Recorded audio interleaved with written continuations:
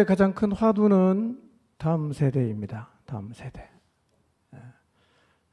한국교회의 다음 세대가 일어나지 않으면 한국교회는 이대로 망하는 겁니다. 더 이상 희망이 없어요. 그런 의미에서는 여러분은 사명감을 가지고 살아나야 합니다. 여러분 또래 친구들 한번 이렇게 주변을 둘러보세요. 예수님 믿는 사람 별로 없죠?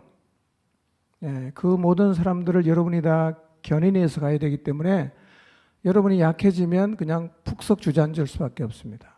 아주 강해져야 하고 믿음의 용사로 세워져야 합니다. 이번 수련회의 주제가 뭐죠?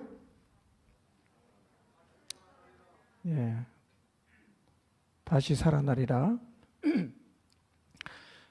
수련회 주제대로 여러분 모두가 하나님 앞에서 살아나는 은혜를 입게 되시기를 바랍니다.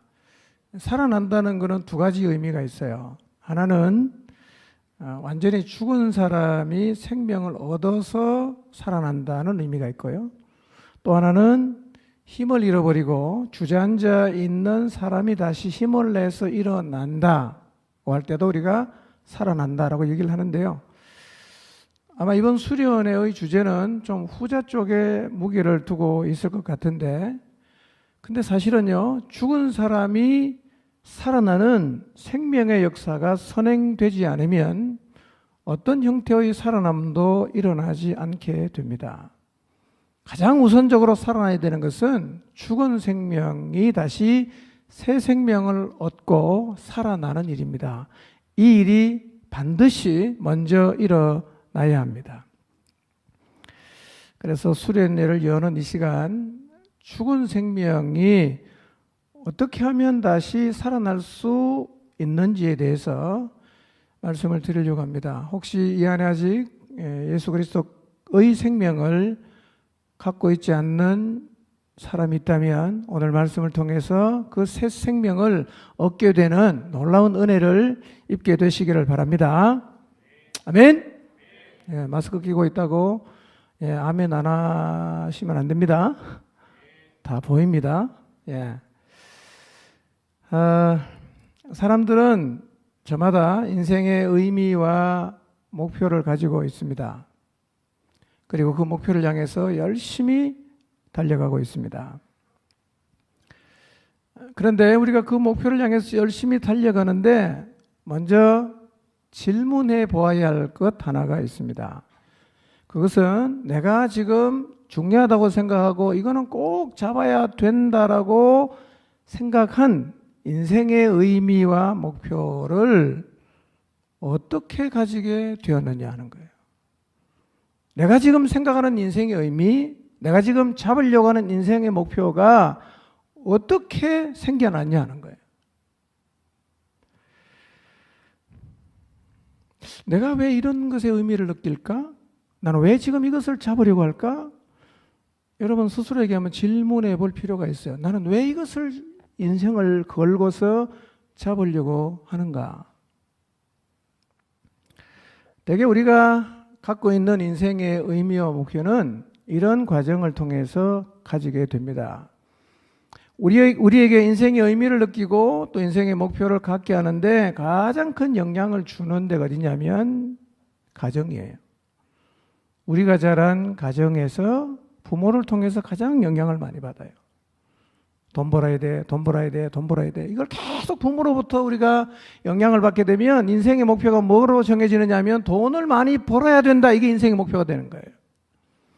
부모에게 영향을 받아요. 그 다음에 형제와 친지들을 통해서도 영향을 받아요.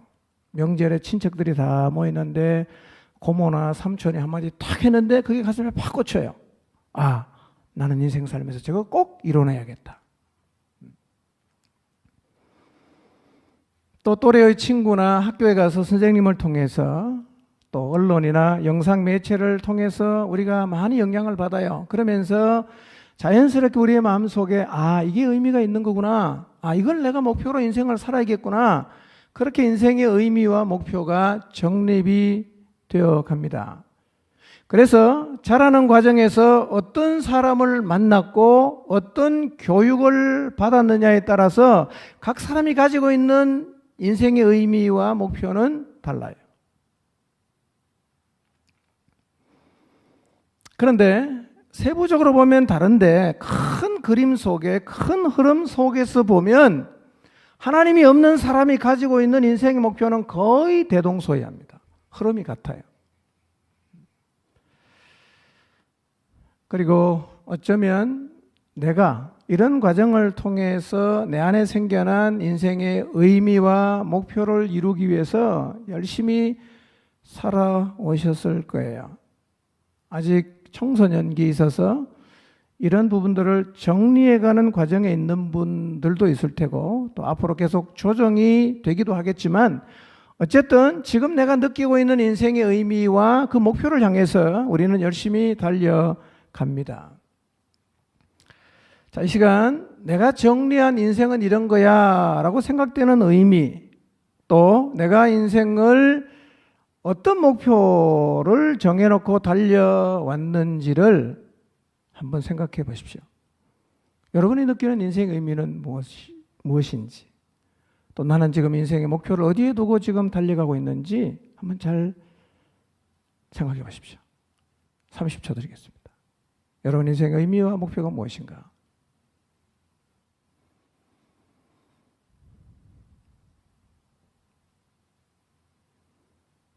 오늘 처음 생각하는 건 아니죠? 네. 아마 우리 모두는 방금 생각했던 이 인생의 의미와 목표를 이루기 위해서 우리의 모든 것을 걸고 열심히 달려왔을 것이고 또 앞으로도 그것을 이루기 위해서 열심히 달려갈 것입니다. 대부분의 사람들이 비슷한 방향으로 다 가요. 거의 큰 그림 속에 보면 방향이 같은데 그러다 보니까 자기 자신이 생각한 인생의 의미를 따라 살아가지 못한 것, 그리고 자기가 세워놓은 인생의 목표를 이루지 못한 것을 아쉬워하긴 하는데 내가 지금 정리한 인생의 의미와 목표에 문제가 있을 수 있다는 생각은 잘 안 해요. 이루지 못한 것은 아쉬워하는데 이 목표 자체가 잘못되었을 것이라는 생각은 잘 안 한단 말이에요. 여러분이 세운 인생 목표가 바른 것이라는 확신을 갖고 계시나요? 이것만 잡으면 정말 후회하지 않겠다. 여러분이 갖고 있는 인생의 의미와 목표가 그러하다고 확신할 수 있겠어요?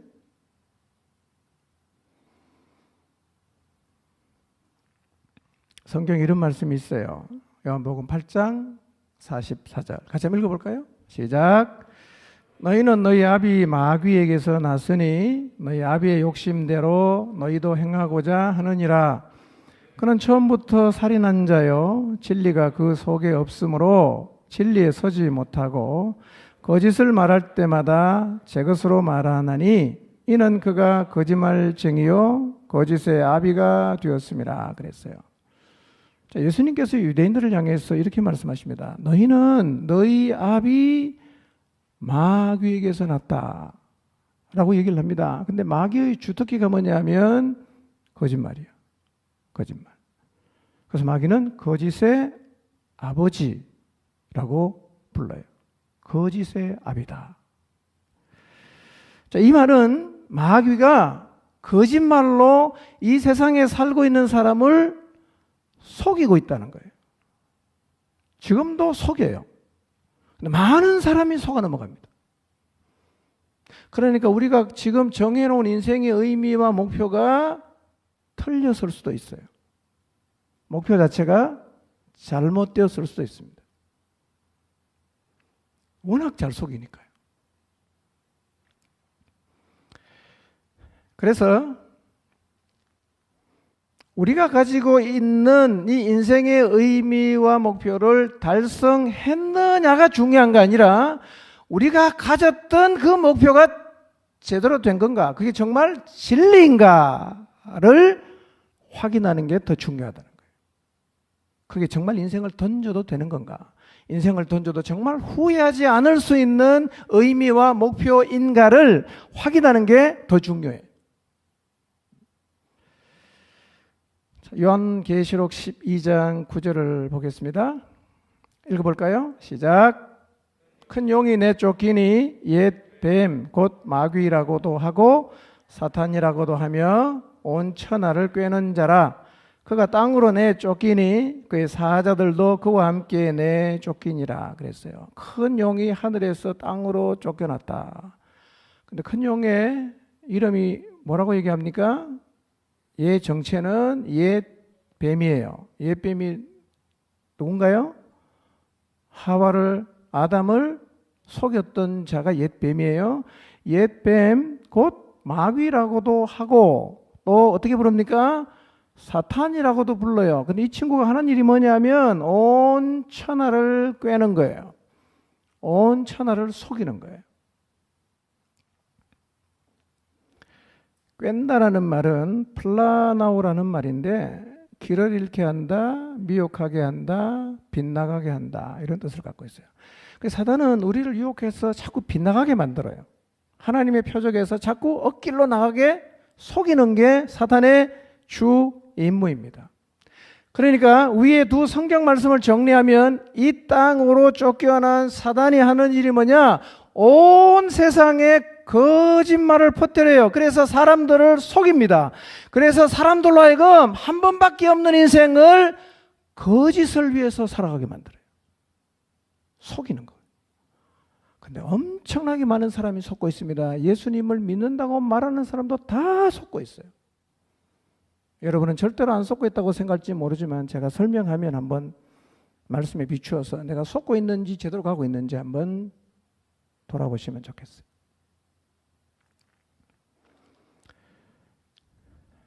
여러분, 세상에는 사단이 뿌려놓은 거짓말이 너무 많습니다. 이 거짓이 세상을 확 휩쓸어가요. 진리에 견고하게 서 있지 않은 사람은 다 휩쓸려갑니다. 제가 볼 때는 오늘날 너무나 많은 사람이 휩쓸려가는데 교회 다니는 사람도 그냥 부지기로 다 휩쓸려갑니다.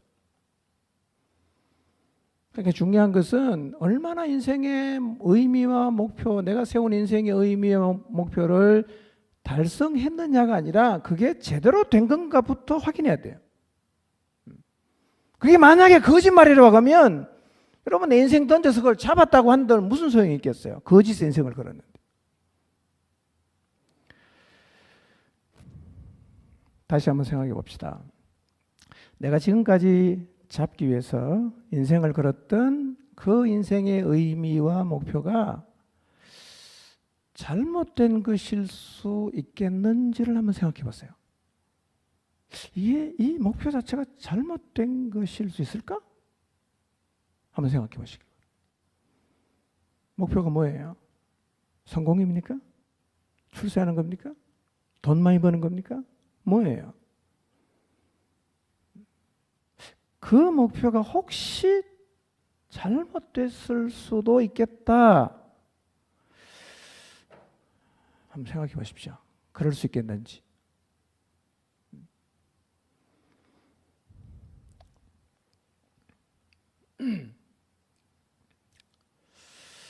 제가 볼 때는 그리스도인인데 사단이 세상에 뿌려오는 거짓말을 인생의 목표로 삼고 그 거짓된 목표를 달성하기 위해서 하나님을 이용하는 사람도 굉장히 많아요. 그러니까 목표 자체가 잘못됐기 때문에 도달해봐도 의미가 없어요. 얼마나 열심히 사느냐가 중요하지 않아요. 진리를 제대로 알고 진리를 찾기 위해서 달려가야 비로소 우리의 다름질이 의미가 생기는 거예요. 그리스도인은 진리의 인생을 걸고 살아야 거짓이 휩쓸어가는 세상을 막아서서 그들을 건져낼 수가 있어요. 그들과 똑같이 살면서 그들을 절대로 못 건져냅니다. 자, 세상에 무슨 거짓말이 깔려 있는가? 수를 헤아릴 수 없을 정도로 엄청난 거짓말이 깔려 있어요. 그런데 세상에 살고 있는 사람들이 진리처럼 받아들여서 추구하고 있는 목표들의 이면에 깔려 있는 가치가 있어요. 거짓말이 있어요. 몇 가지 말씀드리겠습니다. 첫째 이거예요. 보이는 것이 전부다. 진짜 같죠? 거짓말이에요. 죽으면 모든 것이 끝난다. 진리입니까? 거짓말이에요. 새빨간 거짓말이에요. 내가 내 인생의 주인이다. 누구도 내 인생을 통제할 수 없고 나는 내가 하고 싶은 대로 살겠다. 이게 자유라고 말하죠.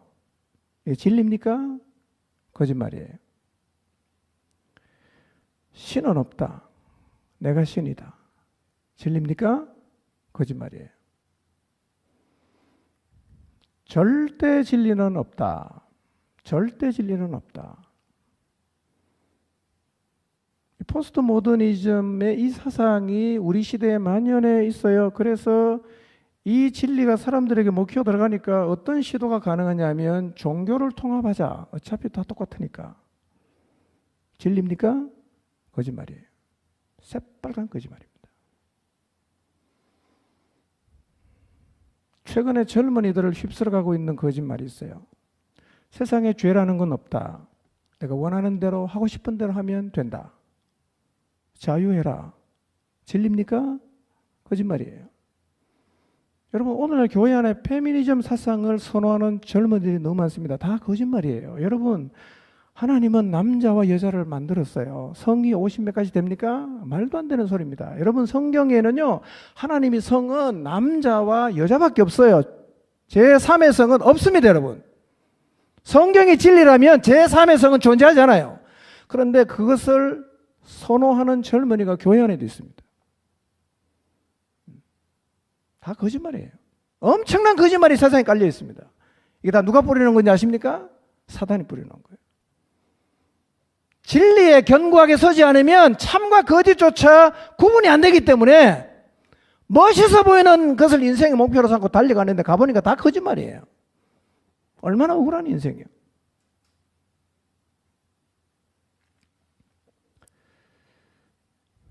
여러분 하나님을 떠난 사람들의 인생의 목표는 거의 대부분이 이런 가치들 위에 세워져 있어요. 그리고 많은 사람들이 이 거짓말을 거의 진리처럼 믿고 있기 때문에 별 고민 없이 이 거짓말을 다 수용합니다. 그리고 그것을 자기 인생의 목표로 생각하고 의미로 생각해요. 기가 찬 일입니다. 근데 이 거짓말이 교회 안에도 많은 사람들을 휩쓸어가고 있어요.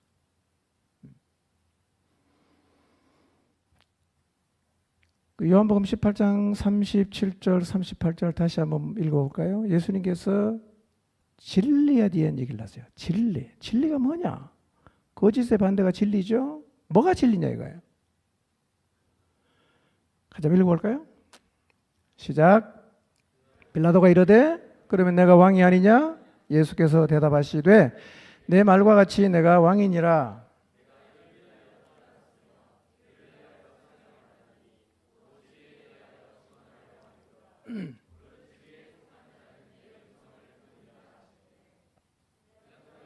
진리가 무엇이냐 하더라. 이 말을 하고 다시 유대인들에게 나가서 이르되 나는 그에게서 아무 죄도 찾지 못하였노라 그랬어요. 여러분 이 말씀은 예수님과 예수님에게 사형을 언도한 유대 총독 빌라도 사이에 오간 얘기예요. 두 사람이 신문하면서 지금 대화하는 내용입니다. 예수님을 신문하는 빌라도가 예수님에게 묻습니다. 당신이 왕이요? 예수님이 대답합니다. 당신이 말한 대로 나는 왕이요. 나는 진리를 증언하기 위해서 왔고 그래서 진리에 속한 자는 모두 내 말을 듣는다 라고 대답을 했어요. 빌라도가 다시 예수님에게 질문합니다. 진리가 무엇이요? 진리가 무엇이요? 여러분 진리가 뭡니까?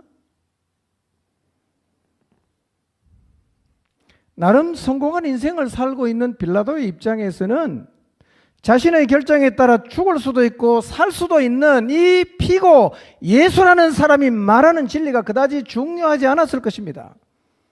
그래서 진리를 증언하고 하러 왔다고 하시는 예수님에게 도대체 진리가 뭐냐? 이렇게 반문하신 거예요. 그처럼 어쩌면 오늘 우리도 빌라도처럼 진리에 별 관심을 갖고 있지 않을 수가 있어요. 진리가 뭐냐? 그게 뭔 소용이 있어? 나 그거 상관 안 한다. 내가 세운 인생의 목표가 있어. 혹시 그렇게 살고 있지 않습니까? 뭐가 진리입니까?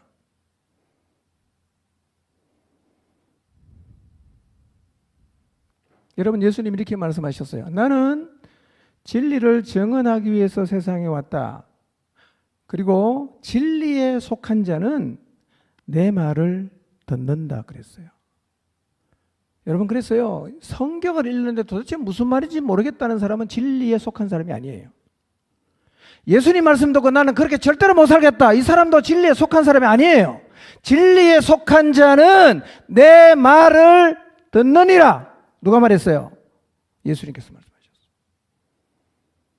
진리의 인생을 거는 사람이 있어야 세상을 뒤집지, 거짓의 인생을 걸고 있는 사람은 때로 몰려와도 그 사람이 절대로 세상에 영향을 줄 수가 없어요. 진리가 뭐예요?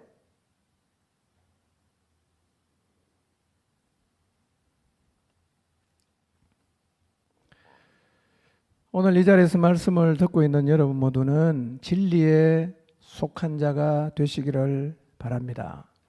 여러분, 왜 예수님이 세상에 진리를 증언하러 오셨을까요? 뭐 때문에 예수님께서 세상에 진리를 증언하기 위해 오셨을까요? 이유는 너무나 많은 하나님이 만든 걸작인 인간들이, 만물의 영장인 인간이 하나님을 버리고 사단의 거짓말에 속아서 멸망으로 가고 있으니까 하나님께서 그들을 구원하는 진리의 길을 알려주기 위해서 이 땅에 오셨어요. 아멘입니까?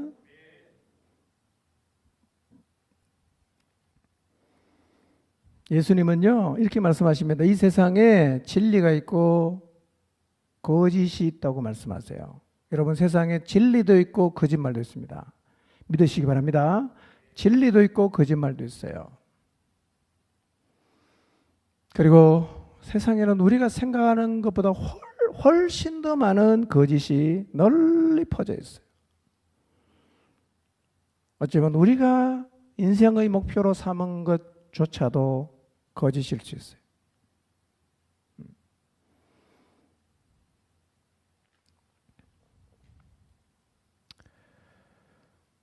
무엇이 진리인가? 빌라도는 예수님에게 물었어요. 진리가 뭐요? 그런데요, 빌라도는 진리에 관심이 없기 때문에 물었는데 대답은 들으려고도 하지 않았어요. 진리가 뭐요? 그건 끝이에요. 대답을 안 들었어요. 뭐가 진리인가? 요한복음 14장 6절을 한번 읽어볼까요? 시작.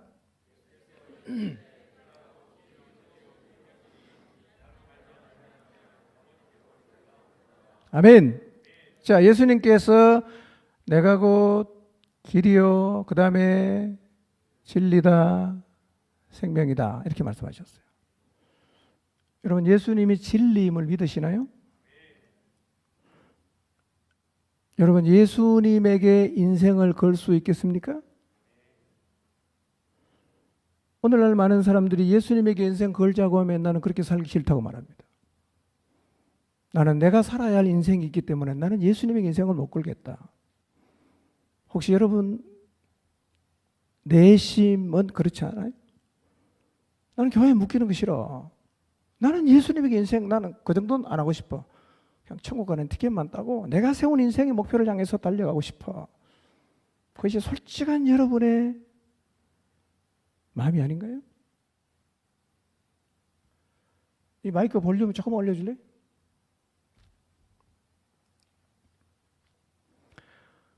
여러분, 예수님이 정말 진리라고 믿는다면 예수님에게 여러분의 인생을 아낌없이 걸어야 됩니다.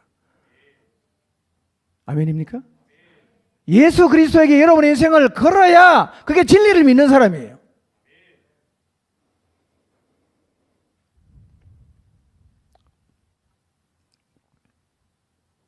여러분, 생각해 보세요. 진리와 거짓이 있으면 어느 거를 받아들여야 된다고 생각이 드세요? 당연히 진리를 받아야 되죠. 그렇죠? 진리와 거짓이 있다. 당연히 진리를 받아야죠. 그래서 진리를 말하면 사람들이 다 받아들여야 될 것 같은데 의외로 진리를 말하면 사람들이 안 받아요. 이상하지 않습니까? 여러분, 참과 거짓이 있으면 둘 중에 하나를 잡아라고 하면 뭘 잡아야 되겠어요? 참을 잡아야 되잖아요. 그게 당연할 것 같아요. 근데 현실은 뭐냐? 참을 잡지 않고 사람들이 다 거짓을 잡는단 말이에요. 왜 이런 일이 생길까요?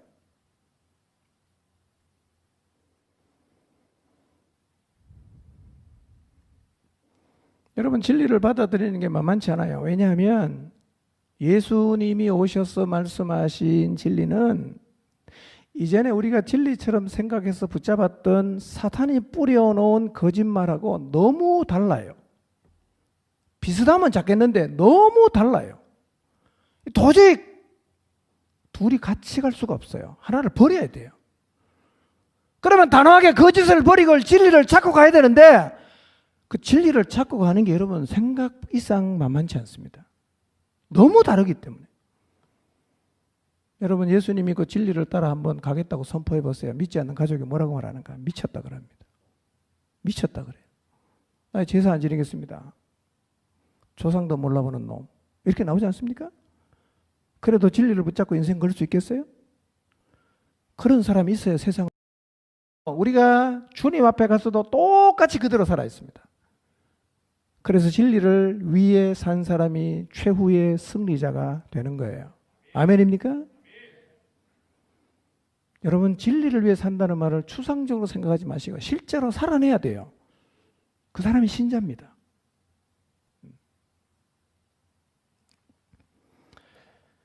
진리와 거짓이 얼마나 다른지 몇 가지 살펴보겠습니다. 정말 너무너무 달라요. 첫 번째, 하나님을 알지 못하는 사람, 우리도 하나님을 알기 전에는 보이는 것이 전부라고 생각해서 눈에 보이는 것에만 의미를 두고 살아갔어요. 한 번도 문제의식을 느껴본 적이 없어요. 이렇게 살아야 된다고 생각했어요. 여러분, 근데요, 보이는 것이 전부라는 게 진리입니까? 거짓말입니까? 이게 거짓말이에요. 거짓말이에요. 진리는 뭡니까? 이 세상에는 보이는 것도 존재를 하지만 보이지 않는 것도 존재를 하는데 보이는 것의 가치는 보이지 않는 것하고는 비교가 안 될 정도로 중요성이 없어요. 보이지 않는 게 정말 중요한 거예요. 그러니까 진리를 믿는 사람은 인생의 의미를 보이지 않는 것에 둬야 되는 거예요. 아멘입니까? 보이지 않는 것에 인생을 던져야 돼요. 이 사람이 신자예요. 이 사람이 살아난 사람이에요. 보이는 거 포기할 수 있죠. 보이지 않는 것을 잡기 위해서라면. 이 자리에 여러분 모두가 서게 되시길 바랍니다. 고린도후서 4장 18절 보겠습니다. 읽습니다. 시작.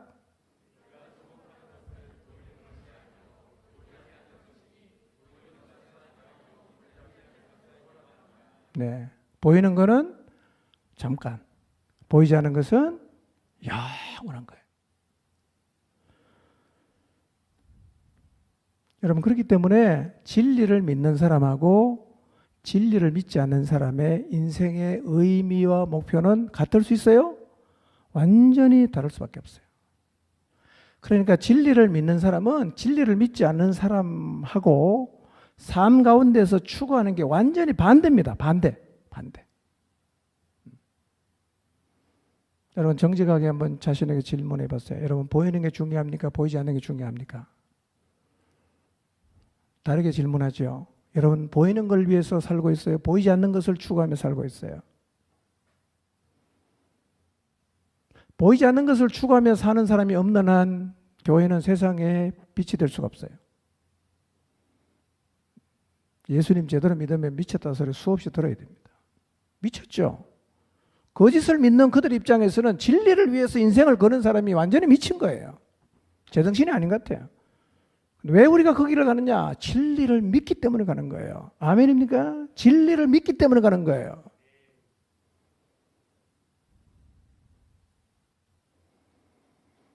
그런데 이 보이는 것이 전부라는 사단의 거짓말은 세상에 다 퍼져 있는데 그게 진리로 둔갑해 있어요. 돈 얼마 모으는 게 인생 목표다. 나는 별장 하나 갖는 게 인생 목표다. 다 부질없는 겁니다. 그거예요. 부질없는 거예요. 두 번째, 죽으면 모든 것이 끝난다. 이게 사단이 세상에 뿌려놓은 거짓말인데요. 이것도 사실은 많은 사람이 진리처럼 받아들이죠.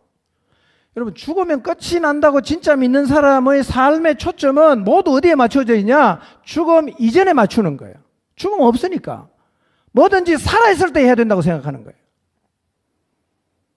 그래서 살아있는 인생을 주님에 드리는 게 너무 아까운 거예요. 너무 아까워.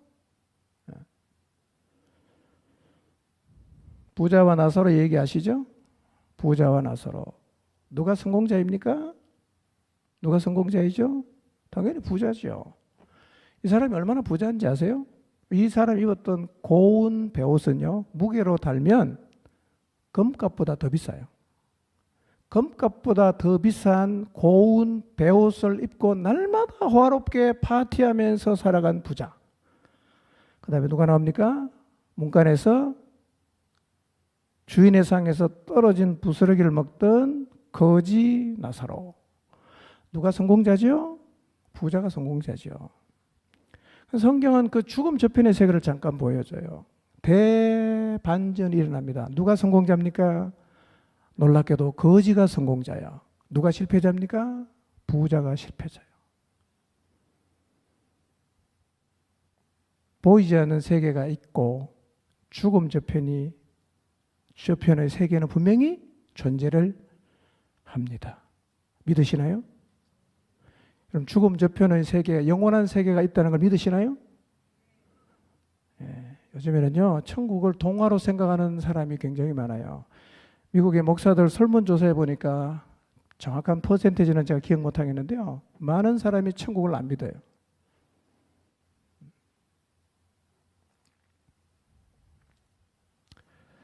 진리는 이렇게 말해요. 요한복음 12장 47절에서 50절 말씀 한번 읽어볼까요?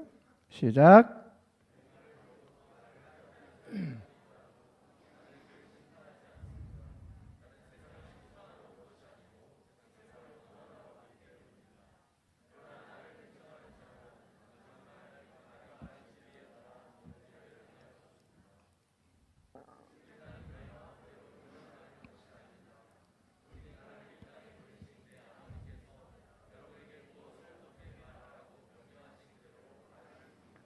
나는 내 아버지의 명령이 여러분을 영원한 생명으로 인도한다는 것을 압니다. 그러므로 내가 말하는 것은 무엇이든지 아버지께서 내게 말하라고 일러주신 그대로일 뿐입니다. 자, 이런 얘기입니다.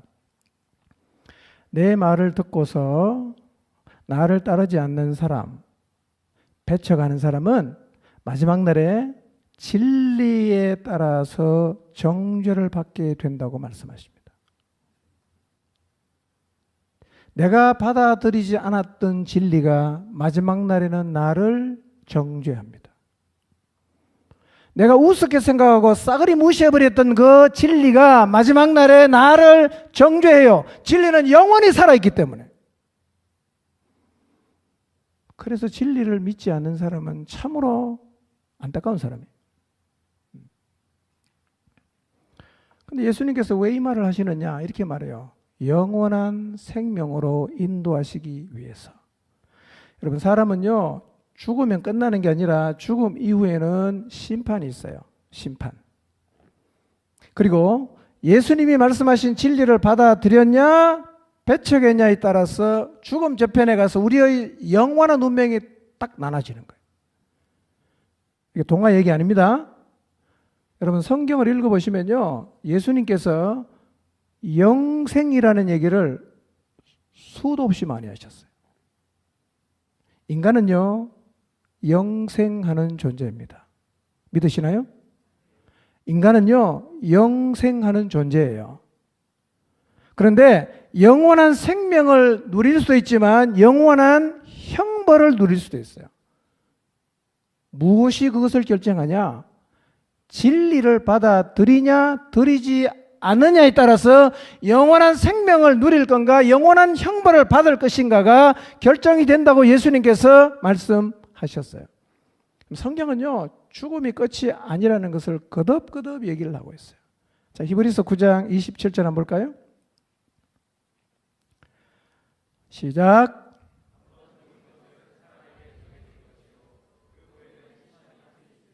네. 한 번 죽는 것은 예외가 없어요. 다 죽어요. 근데 죽음 후에는 뭐가 있다고 성경이 말합니까? 심판. 이거 믿으세요? 여러분 사람이 죽고 나면 하나님의 심판이 있다는 거 믿으세요? 이거 안 믿으면 예수님 안 믿는 거예요. 여러분 그래서요 사람이 한 번 죽는 것은 어떻게 죽든지 상관없어요. 뭐 이런 경우 있잖아요. 새벽 예배 갔다 오는 길에 청소차에 치여서 죽었다. 그러면 이제 우리 이렇게 반문하죠. 아니 하나님은 기도하는 사람도 안 지켜주나? 이렇게 말하죠. 저는 이렇게 말합니다. 기도하고 오다가 죽은 게 얼마나 영광이냐. 밤새도록 술 먹고 술 취해 오다가 차에 치여 죽으면 그 영광입니까? 여러분 한 번 죽는 거는 어떻게 죽든지 그게 멸망이 아니에요. 상관없어요. 우리가 진짜 두려워해야 될 게 뭐냐? 두 번 죽는 거예요. 두 번째 죽는 게 문제예요. 두 번째 죽는 게. 자, 계시록 20장 11절에서 14절 말씀 보면 죽음 저편에서 이루어지는 심판의 광경을 성경이 묘사하고 있는데 한번 볼까요? 읽어보겠습니다. 시작.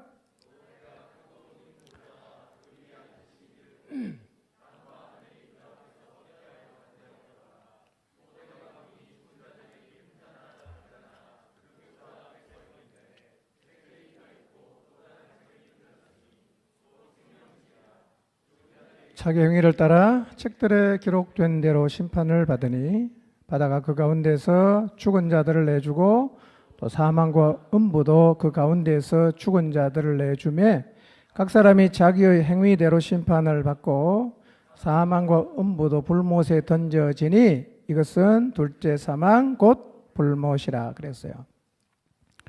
자, 죽은 사람들이 지금 다 하나님의 보좌 앞에 서 있어요. 근데 죽은 사람이 어떻게 서 있죠? 죽은 사람이. 이 얘기는요, 사람은 한 번은 다 죽는데 다 살려냅니다, 하나님이. 예수님 믿는 사람만 부활하는 게 것이 아니라 안 믿는 사람도 다 살려내요. 왜 살려냅니까? 안 믿는 사람은 심판하려고 살려내고 믿는 사람은 영원한 생명을 주시려고 살려내는 거예요. 요한복음에 보면 생명의 부활이 있고 심판의 부활이 있다. 이렇게 말씀하고 있어요.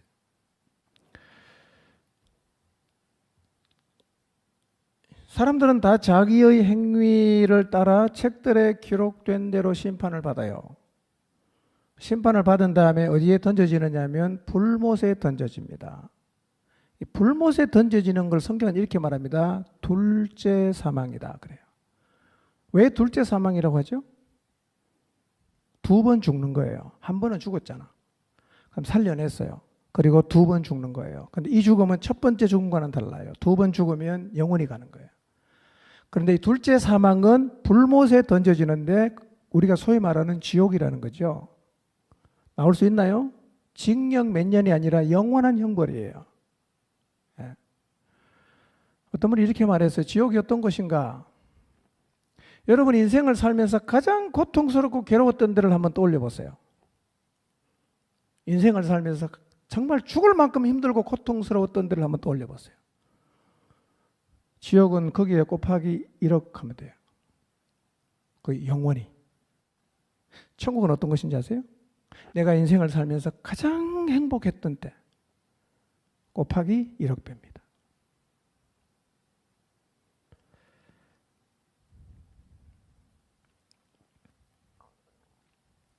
그런데 진리를 믿는 사람이 형벌을 받나요?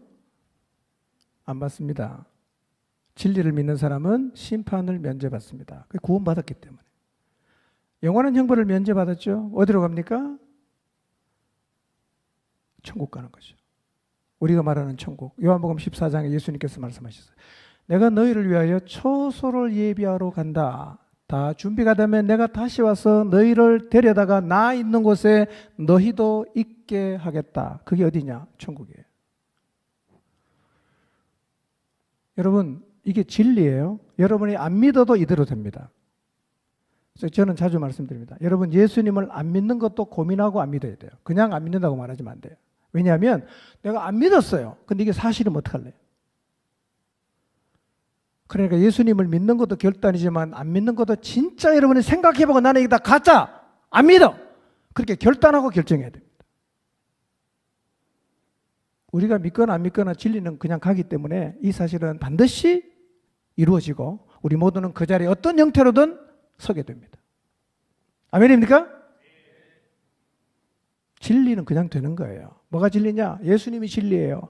예수님이 하신 모든 말씀이 진리입니다. 아멘? 믿으시기 바랍니다.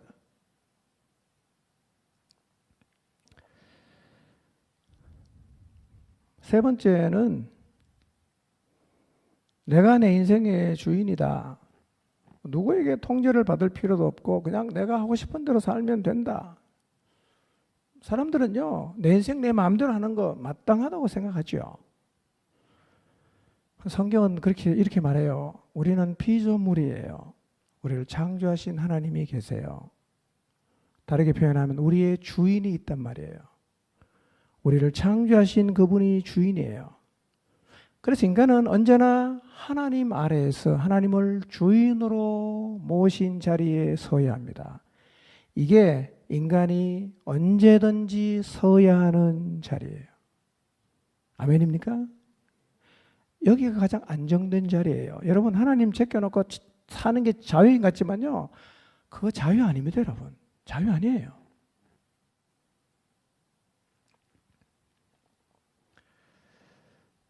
여러분, 만약에 지금 여러분의 인생의 주인이 여러분 자신이라고 하면 누가 내 인생의 주인인지를 진리의 가르침을 따라서 주인을 찾아야 돼요.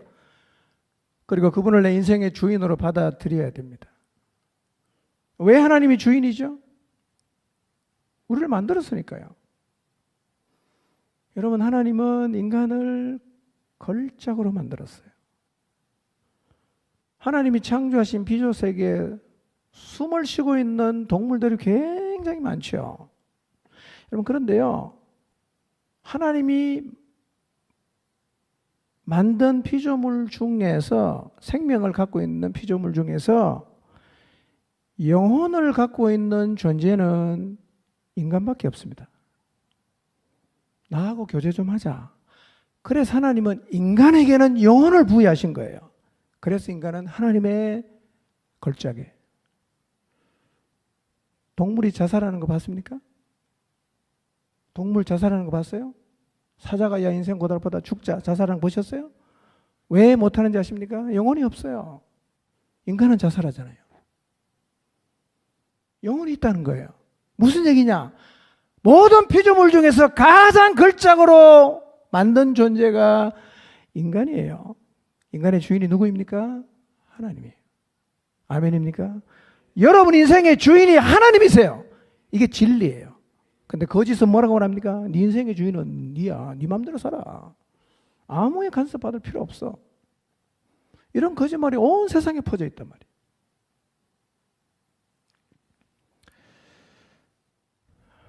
네 번째 거짓말, 거짓말이 너무 많은데요. 하나만 더 말씀드리죠. 신이 없다. 내가 신이다. 그래서 요즘에는 이런 표현을 많이 쓰지 않습니까? 여신. 조금 이쁘면 다 여신이라 그래. 이게 사실은 인간의 마음속에 있는 어떤 생각을 대변하는 건데요. 사단이 배우인 힌두교는 사람이 신이 될 수 있다고 믿어요. 제가 인도의 바라나시라는 도시를 방문해 봤는데요. 어떤 신이냐면 지도를 신으로 섬겨요. 힌두교는 다 신이잖아요. 지도 신이 있는 신전이 있습니다. 지도가 어떻게 신이 돼요? 사단의 최고의 목적이 뭐냐면 사람들의 마음속에 자기가 신이 될 수 있다고 믿게 해서 사람들의 마음에서 하나님을 지워버리는 거예요. 하나님을 지우는 거. 네가 신이니까 하나님 필요 없다. 이게 사단의 목적이에요. 우리의 마음속에서 하나님을 지워버릴 수 있다면 사단은 어떤 거든 다 할 거예요. 온갖 거짓말을 다 했더라도 우리의 마음속에서 하나님을 없애려고 하는 게 사단의 전략이에요. 그래서 역사적으로 자신을 신격화하려고 했던 왕들이 참 많아요. 로마 황제는 거의 자기를 신이라고 주장했습니다. 그 정도는 아니지만 자기 위에 아무도 없다. 내가 내 주인이야. 그렇게 생각해서 인생을 자기 마음대로 할 수 있다고 생각하는 사람이 많이 있습니다. 여러분, 우리의 마음속에 하나님을 없애면 어떤 일이 벌어질까요? 인간의 마음에서 하나님을 없애면요, 인간은 자기를 신으로 착각해요. 왜냐하면 하나님은 인간을 자신의 형상을 따라 특별하게 창조했기 때문에요, 인간에게는 대단한 능력이 있어요. 한번 생각해 보세요. 인간은요, 과거 상상의 세계 속에 있던 모든 것을 현실이 되게 했어요. 하나님께서 지구 안에 숨겨놓은 인간이 다 찾아내요. 그리고 지구 안에서 작용하고 있는 하나님이 만들어 놓으신 원리와 법칙도 계속해서 알아내고 있어요. 인간은요, 하나님하고 진짜 비슷해요. 왜냐하면 그분의 형상대로 만들었으니까요. 인간이 인류 역사 가운데 가장 위대한 발견이 컴퓨터라고 하죠. 컴퓨터.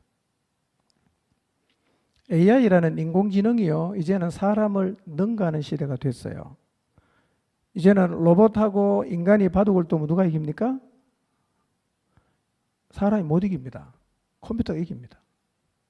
앞으로는 수술도 다 컴퓨터가 할 거라고 전망하고 있어요. 그러니까 마음 먹은 것을 다 이루어내니까 인간은 마음에 하나님을 없애고 나서는 자기가 자꾸 하나님이라고 생각하는데요, 기억하십시오. 우리는 신이 아니에요. 누가 신입니까? 하나님만 신이에요. 우리는 어떤 존재입니까? 하나님에게 피조된 하나님의 피조물. 인간의 주인은 마땅히 하나님이셔야 됩니다.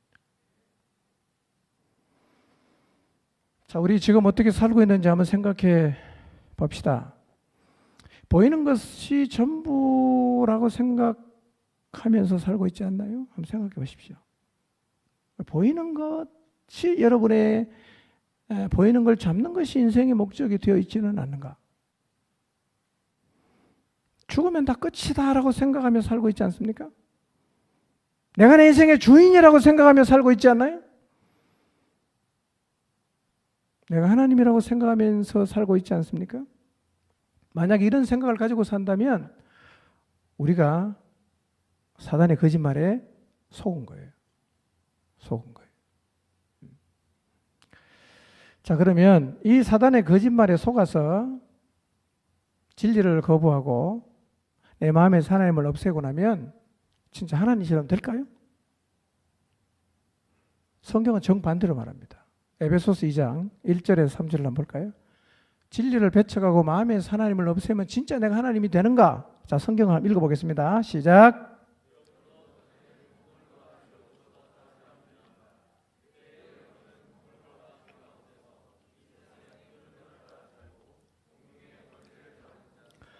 그 지금 불순종의 자식들 가운데서 작용하는 영을 따라 살았습니다.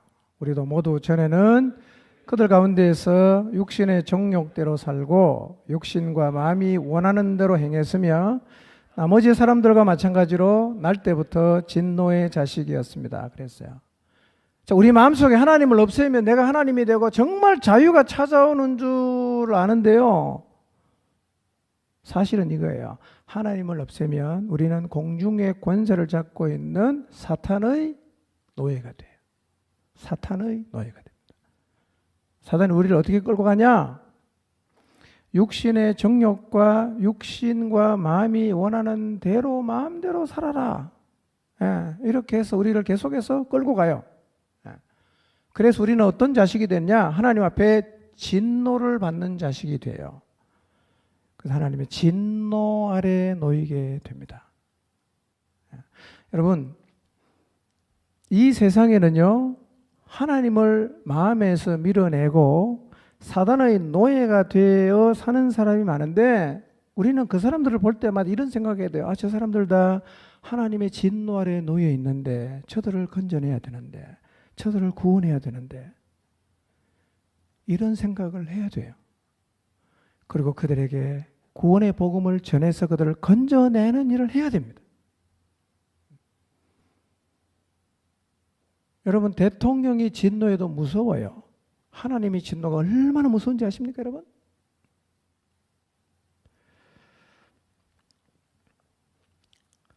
근데요, 지금도 세상에는 두 가지가 동시에 존재해요. 거짓과 진리.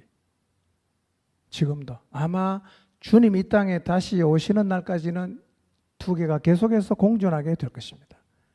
근데요, 진리와 거짓이 너무 다르지 않습니까? 그래서 진리를 믿는 사람과 거짓을 믿는 사람의 삶은 완전히 달라요. 완전히 달라요. 그래서 예수님을 믿는데 안 믿는 사람하고 생각이나 가치와 삶이 똑같은 사람은 조사를 해봐야 됩니다. 그 사람은 안 믿고 있을 가능성이 많아요. 믿는 게 완전히 다른데 어떻게 똑같이 살 수 있어요?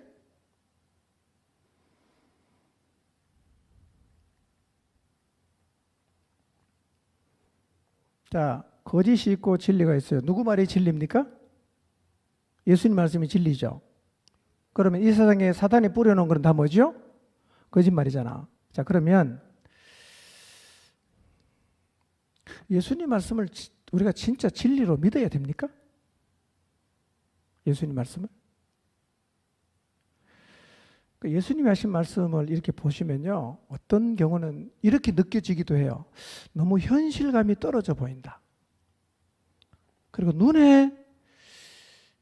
눈으로 확인할 수 없는 게 너무 많으니까 이 모든 말씀을 내가 진리로 받아들여도 되나?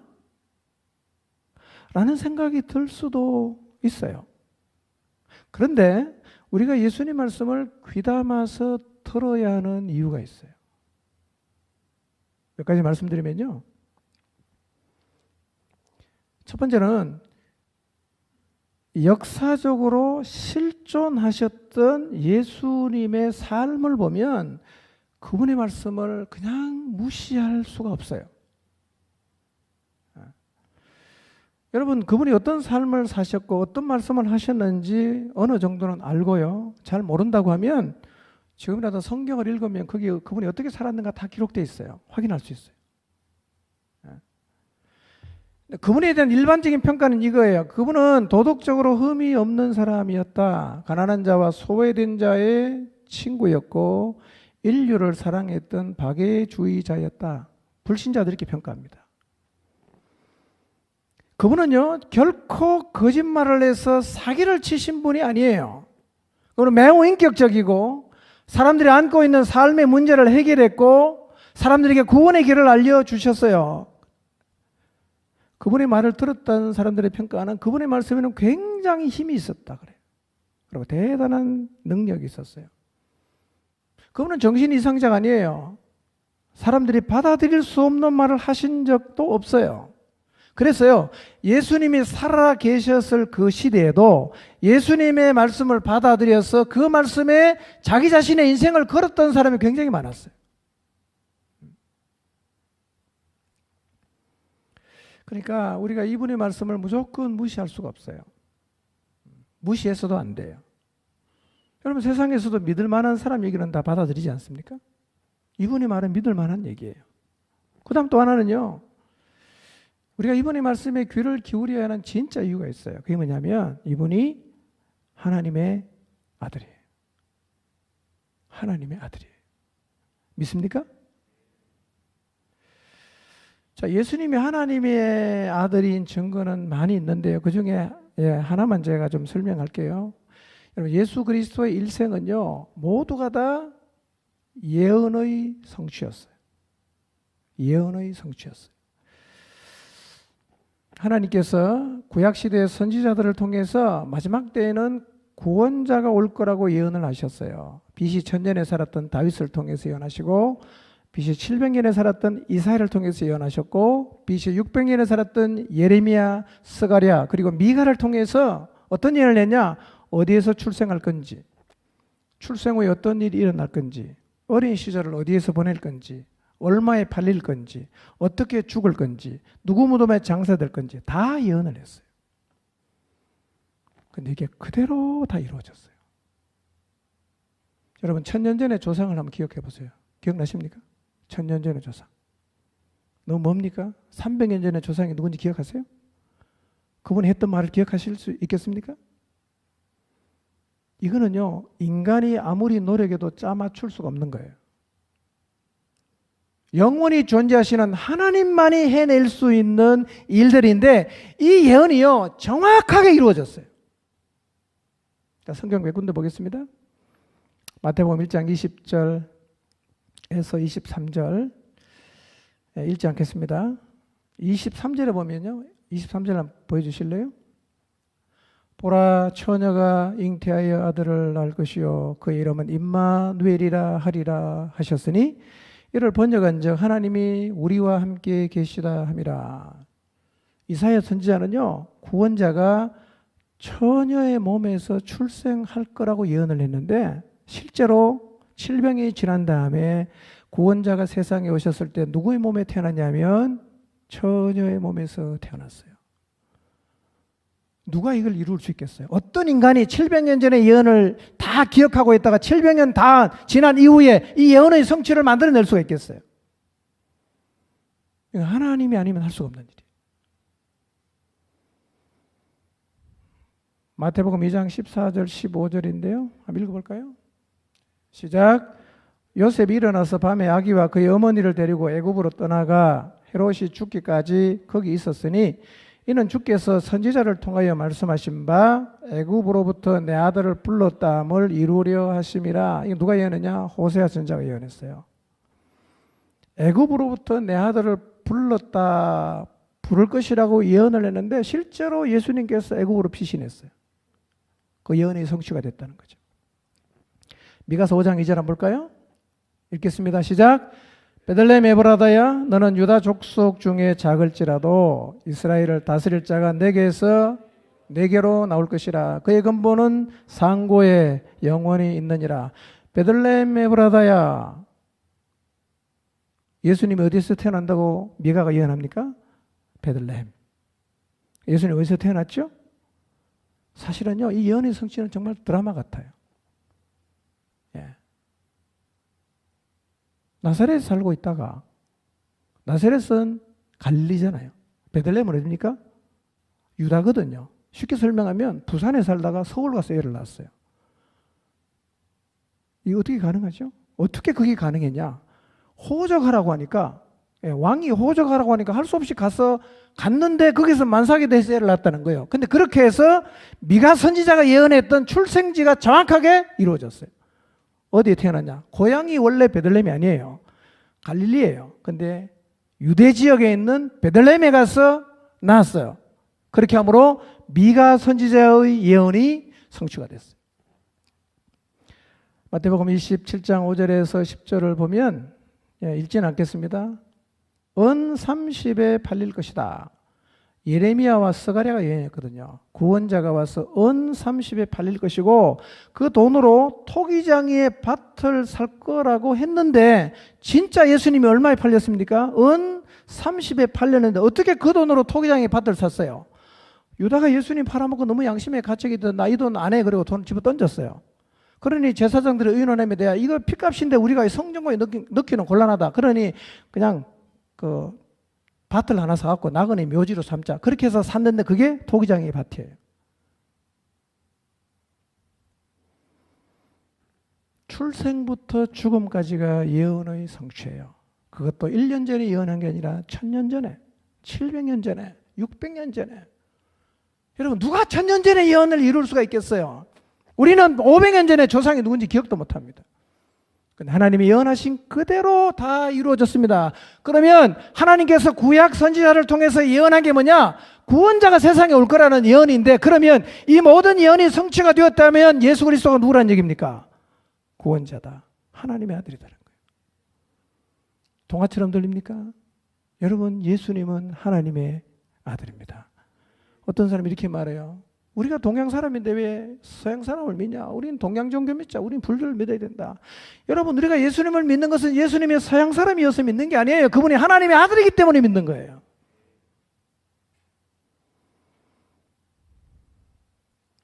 여러분, 예수님은 하나님이 보내신 구원자인 것이 확실합니다. 그리고 예수님은 자신의 삶을 통해서 자기가 하나님의 아들인 표적을 수도 없이 보여줬어요. 특히 복음서에는 온통 그런 얘기로 가득해. 보리떡 5개와 물고기 2마리로 5,000명을 먹이시고, 칠병이어로 4,000명을 먹이시고, 문둥병자를 고치고, 중풍병자를 고치고, 귀신을 쫓아내시고, 못 듣는 자 고치시고, 죽은 자를 살리고, 소경의 눈을 뜨게 하고, 바람과 바다를 잔잔케 하고, 사람이 할 수 없는 거예요. 그리고 죽음을 이긴 부활은 예수님이 하나님의 아들이심을 가장 확실하게 보여준 표적이에요. 그러므로 우리는 예수 그리스도 이분의 이야기를 귀담아 들어야 합니다. 그분의 말씀은 그분 자신이 말씀하신 대로 모두가 진리입니다. 여러분, 이 세상에 오신 예수님이 전해주신 진리의 전체 그림을 제가 간단히 소개하겠습니다.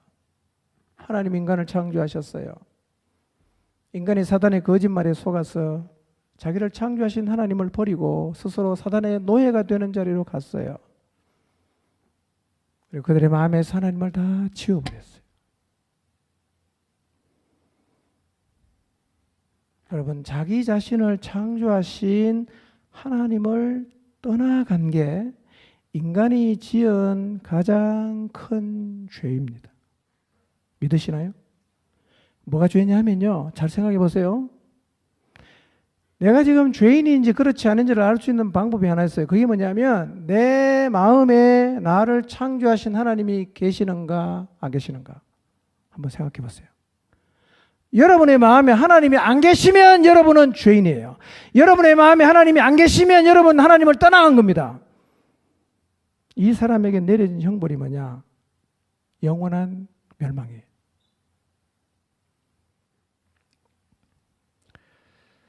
여러분, 하나님이 내 마음이 없는 게 왜 죄가 되느냐 하면 하나님은 지금도 계세요. 지금도. 나를 창조하신 하나님은 지금도 계십니다.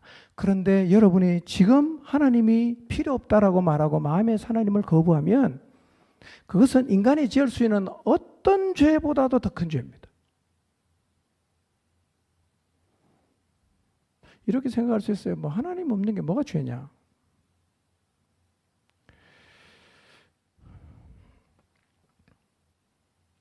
어떤 집에 말이에요. 어느 날 아버지가 아들에게 이렇게 말합니다. 야, 오늘 너 부산에 가서 이거 좀 사서 갖고 와. 이렇게 말을 했어요. 아들이 이렇게 말합니다. 당신이 뭔데 나한테 그런 거 시키냐고. 이제 내가 나한테 좀 시키자고. 이렇게 아버지에게 대들면 어디로 가야 됩니까? 정신병원에 가야 돼요. 정신병원에. 우리가 지금 하나님에게 그렇게 하고 있는 거예요. 하나님, 당신이 뭔데 나한테 이래라 저래라 하냐고. 나 당신 필요 없다고. 마음에 하나님이 없는 것은 인간, 피조된 인간이 지을 수 있는 가장 악한 죄입니다. 죄를 지었으니까 하나님 심판해야죠. 심판의 결과가 뭔지 아십니까? 영원한 형벌이에요. 그러니까 자기 자신의 마음에 하나님이 없는 사람은요, 그렇게 살다가 죽으면 어떻게 되냐? 다 영원한 형벌을 받게 돼 있어요. 잘 생각해 보세요. 자기를 창조하신 하나님을 끝까지 부정하며 살다가 죽으면 모든 인간은 영원한 형벌을 받아요. 여러분의 아버지는 예외일까요? 여러분의 어머니는 예외일까요? 여러분의 자녀는 예외일까요? 아무도 예외가 없습니다. 여러분, 마음에 하나님을 두지 않고 살다가 죽으면 영원한 형벌인데요. 여러분, 징역 2년으로 끝나는 게 아니에요. 영원한 형벌이에요. 그래서 가장 시급한 게 뭔지 아세요? 구원받는 거예요. 구원받는 거. 이게 제일 중요한 거예요. 구원을 받고 나면 제일 시급한 게 뭔지 아십니까? 사람들을 구원하는 거예요. 아니면 다 영원한 멸망으로 가니까요. 그래서 예수님께서도 성천하시면서 우리에게 남기신 마지막 분부가 뭔지 아십니까? 이 복음을 전하라는 거예요. 뭐가 복음입니까?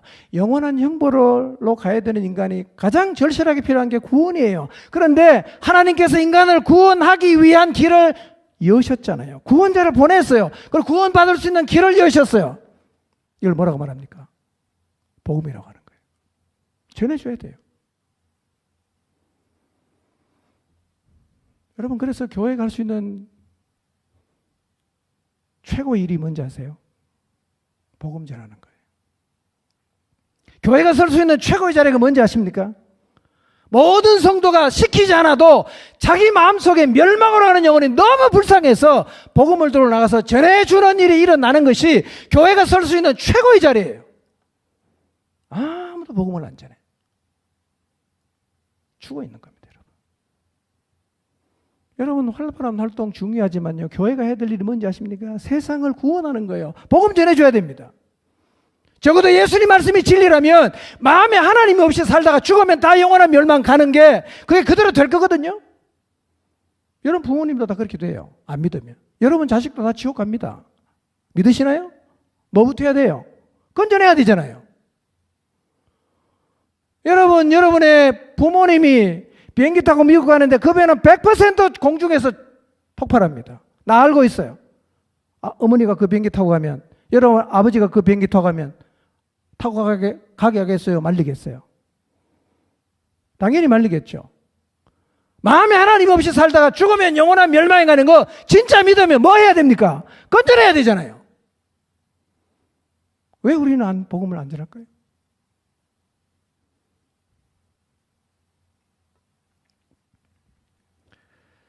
그래서 성경 전체의 요약이 요한복음 3장 16절이에요. 하나님이 세상을 이처럼 사랑했어요. 그래서 하나님을 마음에 두기 싫어해서 영원한 멸망으로 가는 사람을 구원하기로 작정을 하셨어요. 하나님 인간을 구원한 방법이 뭔지 아세요? 요한복음 3장 14절, 15절, 16절 보세요. 모세가 광야에서 뱀을 든 것 같이 인자도 들려야 된다. 왜? 모세가 광야에 언제 뱀 들었어요? 광야에서 막 그냥 하나님 원망하다가 하나님 불뱀을 보냈는데 물리면 다 죽어. 모세가 기도합니다. 하나님 말씀하세요.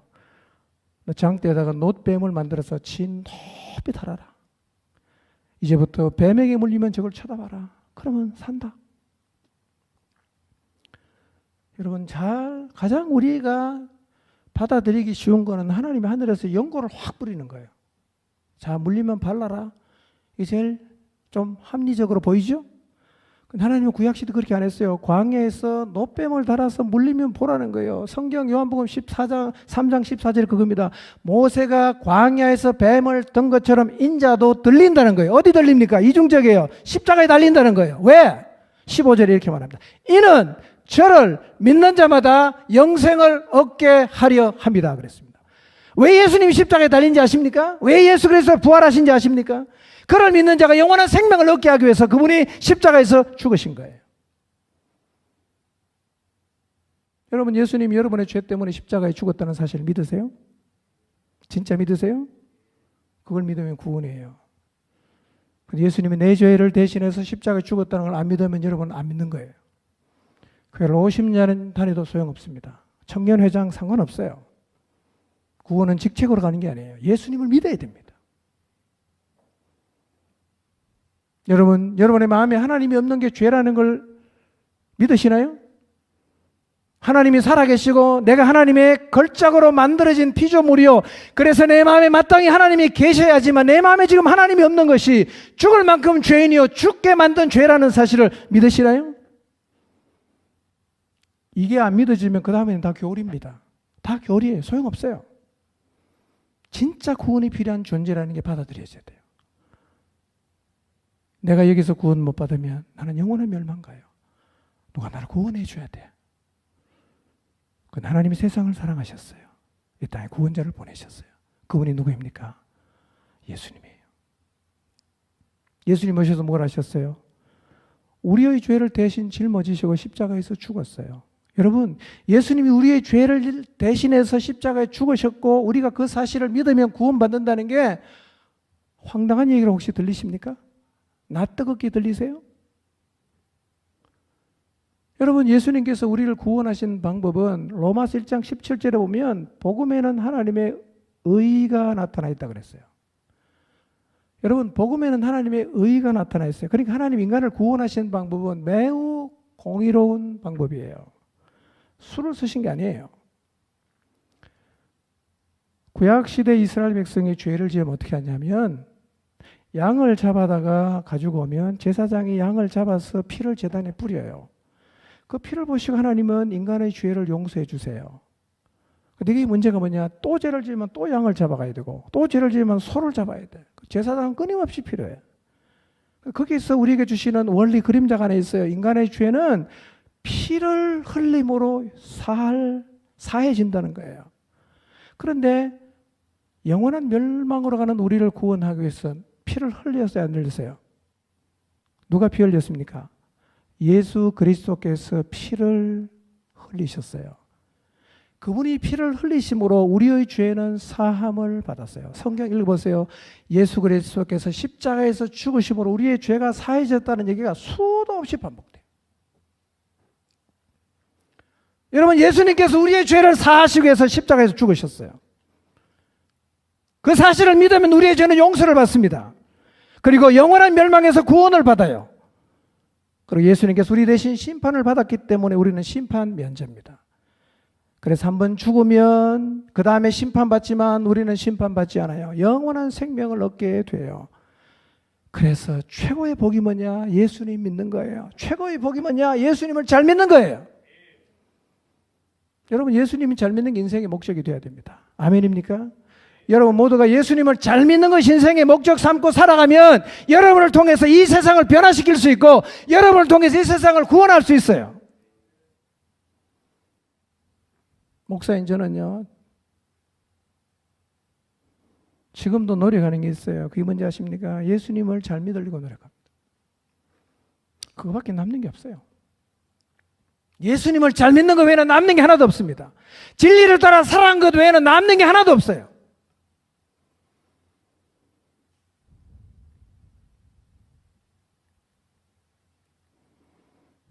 죄사함을 받을 수 있는 길이 열렸어요. 누구라도 예수님께서 나의 죄를 대신 짊어지시고 십자가에서 죽으시고 부활했다는 사실을 믿으면 교리적인 구원이 아니라 실제로 죽음 저편에 가서 받게 되는 영원한 형벌에서 구원을 받습니다. 저는 오늘 이 말씀 앞에 우리가 한번 섰으면 좋겠어요. 아직 근본적으로 생명이 살아나지 않은 분이 계신다면 내 마음에 하나님이 없는 것이 죄고 죄인은 반드시 영원한 형벌을 받아야 되는 하나님의 선고 앞에 다 서 있으니까 내가 구원을 받아야 되는데 복음이 뭐냐? 구원의 길이 열렸다는 겁니다. 하나님이 자기 아들을 보내서 우리의 죄를 대신 십자가에서 짊어지고 죽고 피를 흘리시고 부활하심으로 우리의 죄를 다 사하셨어요. 이 사실을 믿으면 구원받습니다. 이 구원의 자리에 서는 은혜가 오늘 여러분에게 있게 되시기를 바랍니다. 기도하겠습니다.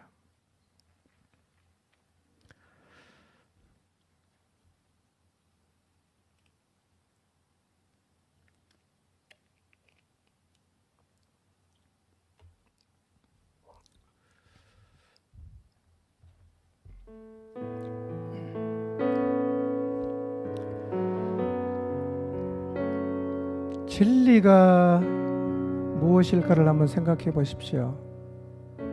진리가 뭘까? 정말 진리란 게 있는 걸까요?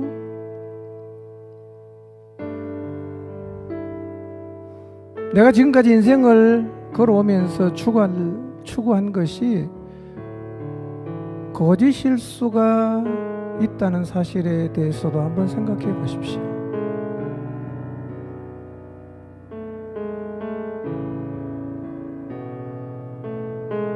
거짓이 만연한 세상에 진리 대신 예수 그리스도께서 오셨습니다.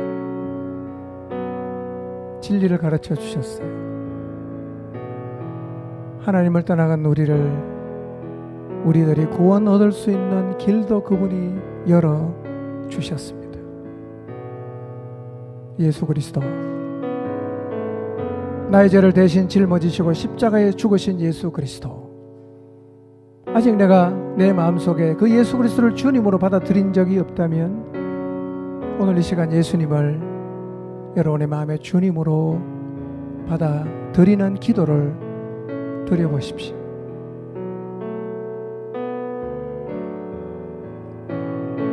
믿으면 구원을 받습니다. 같이 한번 기도할까요? 이 말씀 앞에 한번 여러분의 모습을 비추어 보시고 진리의 말씀 앞에 한번 자신을 좀 돌아보시고, 내 마음에 만약에 하나님이 지금 안 계신다면 그것이 얼마나 위험한 상태인가를 깨닫고 그 영원한 멸망의 자리에서 구원의 길을 열어주신 구원자 되신 예수 그리스도를 마음의 주님으로 받아들이는 결단의 기도를 한번 주님 앞에 드려보시기를 바랍니다. 기도하겠습니다.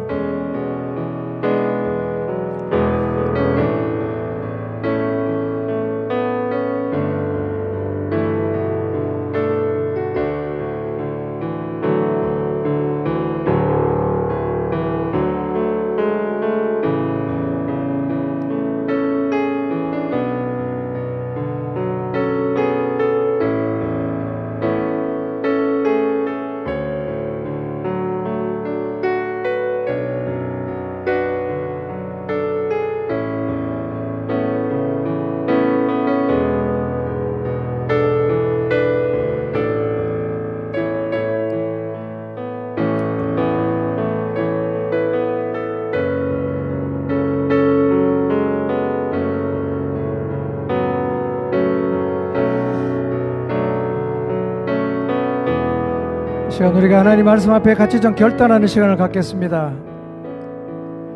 영원한 형벌을 받아야는 나를 구원하시려고 이 땅에 오셔서 우리의 죄를 대신 짊어지시고 십자가에서 피 흘리신 예수 그리스도를 믿고 예수님을 주님으로 받아들이겠습니다.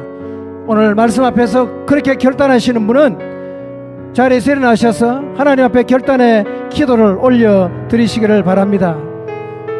또 신자답게 내가 예수님을 믿는다고 하면서도 진리가 인생의 목적이 아니라 거짓이 인생의 목적이었는데 이제 진리를 따라 살아가고 예수 그리스도를 온전히 내 마음의 주님으로 받아들이고 주인 되신 예수님에게 순종하며 살아가겠다고 결단하고 다짐하시는 분도 자리에서 일어나셔서 하나님 앞에서 결단의 기도를 드리시기를 바랍니다. 복음은 언제나 출발의 자리입니다. 같이 한번 기도하겠습니다.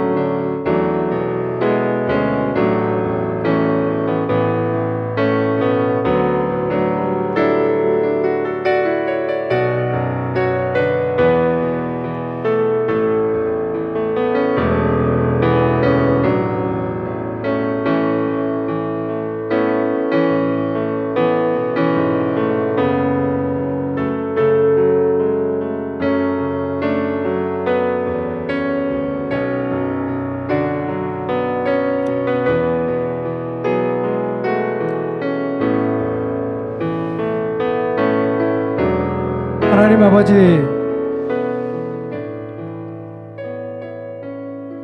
복음이 언제나 우리가 서야 하는 출발의 자리임을 믿습니다. 오늘 하나님 주신 진리의 말씀 앞에 그 말씀의 빛 앞에서 결단하고 예수님을 주님으로 받아들이기로 다짐한 분들, 구원이 교리가 아니라 정말 우리가 구원에 필요한 존재이기에 구원자 되신 예수 그리스도를 내 인생의 주님으로 받아들이고 그리고 정말 진리를 믿는 사람답게 진리의 인생을 걸며 살아가기로 결단했습니다. 하나님, 우리에게 은혜 주시기를 원합니다. 힘을 더해 주시기를 원합니다. 진리를 확신하고 오직 진리의 말씀을 따라 살아갈 수 있는 힘을 우리에게 부어 주시옵소서. 이 자리에 성령님 함께 계시는 줄로 믿습니다. 하나님, 새 생명으로 살아나게 하시고 주저앉았던 자리에서 일어나 다시금 회복되는 은혜가 이번 수련회를 통해서 참여하는 모든 젊은이들 가운데 일어나게 하여 주시옵소서. 예수님의 이름으로 기도합니다. 아멘.